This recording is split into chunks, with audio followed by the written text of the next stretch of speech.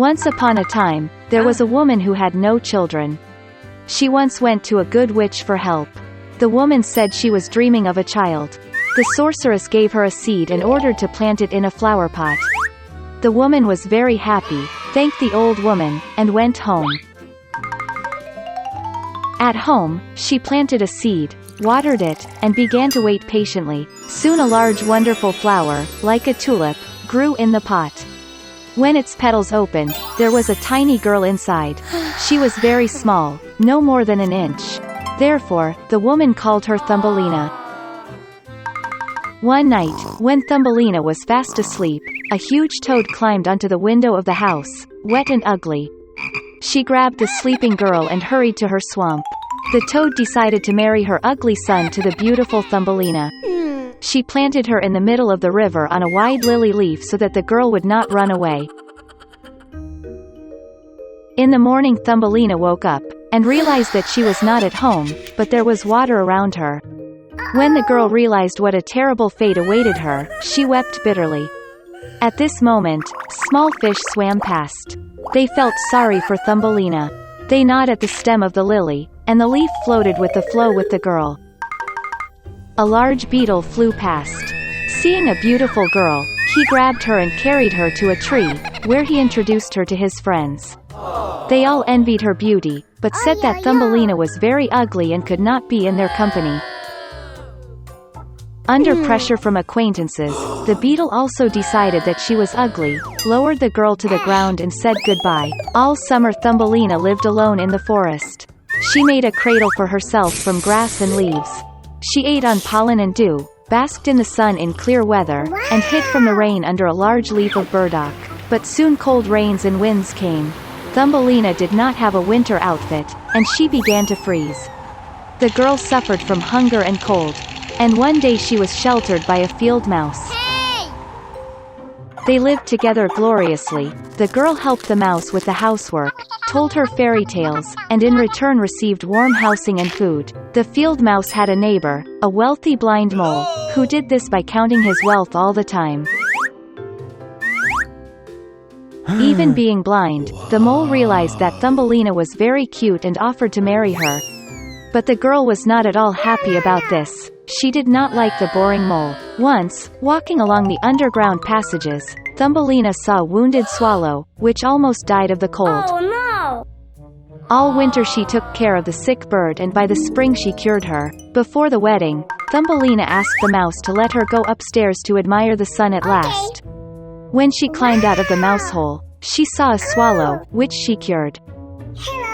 Thumbelina complained to the bird that she was being forced to marry a nasty mole and live with him deep underground. The swallow invited the girl to fly with her to warm lands, and she agreed. She quickly said goodbye to the mouse, climbed onto the swallow, and they flew away. Once in a wonderful country, Thumbelina saw a huge meadow with beautiful flowers. She chose the most beautiful flower for herself to live in.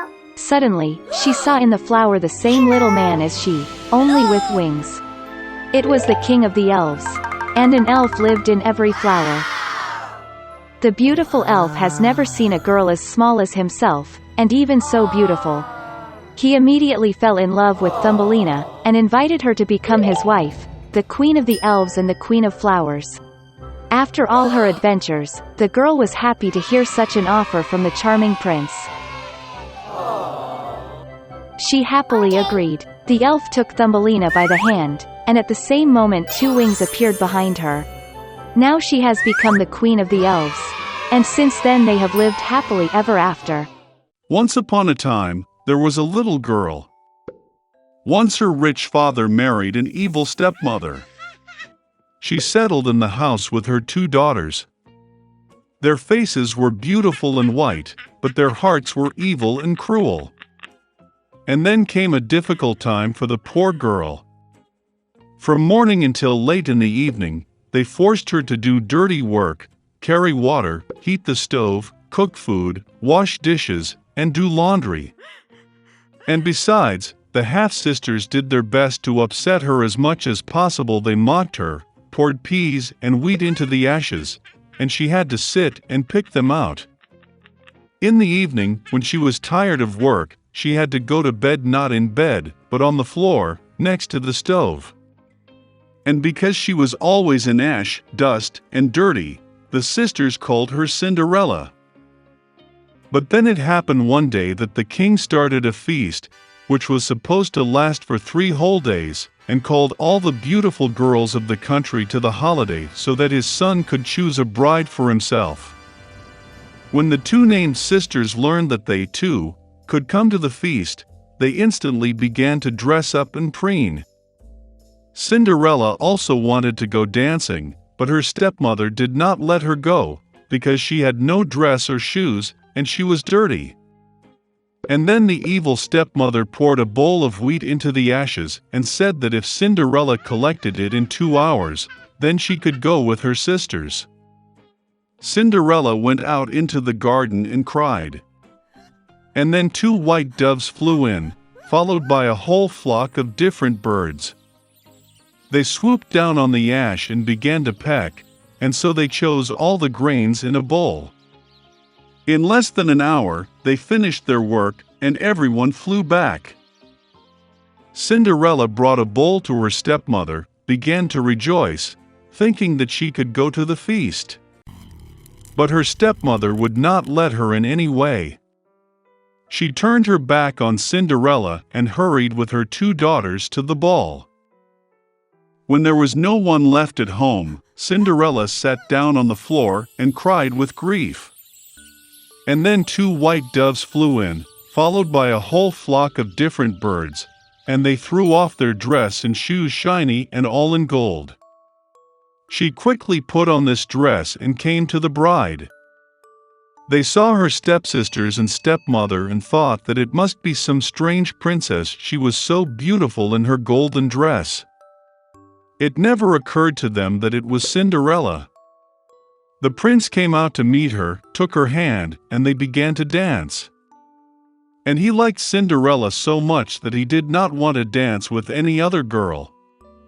She danced until the evening and wanted to return home, but the prince asked her to see her off. He wanted to know whose beautiful girl this is, and where she lives. But Cinderella ran away from him and climbed onto the dovecot.